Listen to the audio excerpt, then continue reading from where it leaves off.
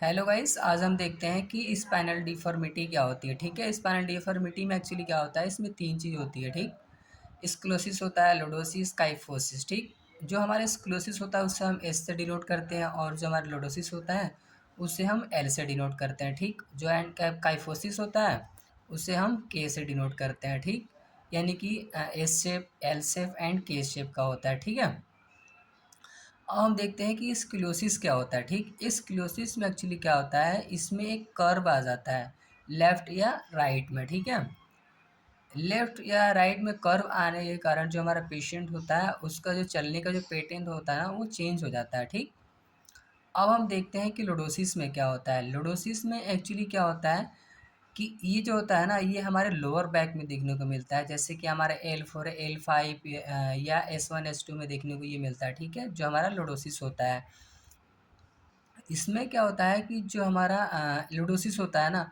वो आगे की इनवर्ड यानी कि अंदर की तरफ जो हमारा स्पाइन होती है वो अंदर की तरफ हो जाती है। ठीक है, अब हम आते हैं कि जो हमारा काइफोसिस होता है उसमें क्या होता है। काइफोसिस में एक्चुअली क्या होता है कि जो हमारा अपर बैक होता है, मान लीजिए हेड के जो नेक साइड का जो अपर बैक होता है, उसमें ये देखने को मिलता है काइफोसिस। इसमें क्या होता है कि इसमें फॉरवर्ड कर्व हो जाता है, जैसे कि देखे होंगे कि आप जो पेशेंट होता है ना उसकी गर्दन जो होगी वो आगे की तरफ हो जाती है। ठीक, और जो उसका अपर बैक होगा वो पीछे की तरफ हो जाएगा, जिसे हम काइफोसिस कहते हैं। ठीक है, ये क्रिएटिंग ये जैसे कि एक जो हम्प होता है ना, जैसे कोई भी पेशेंट होता है बोलता है कि ये देखिए स्वेलिंग हो रहा है, क्या हो रहा है, उसमें एक हम्प आ जाता है, ऐसे ऐसे कर्व एक बन जाता है हमारे स्पाइन में। ठीक, हम्प की तरह ये होता है कैसे। ठीक, जो हमारा स्क्लियोसिस होता है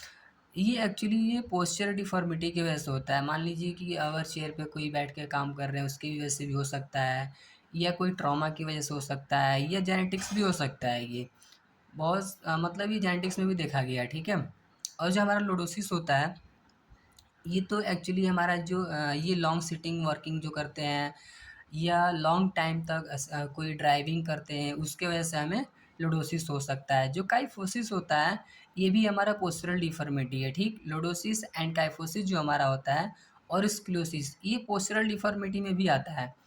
तो जैसे कि मैंने आपको स्क्लोसिस बताया, लोडोसिस बताया एंड और काइफोसिस।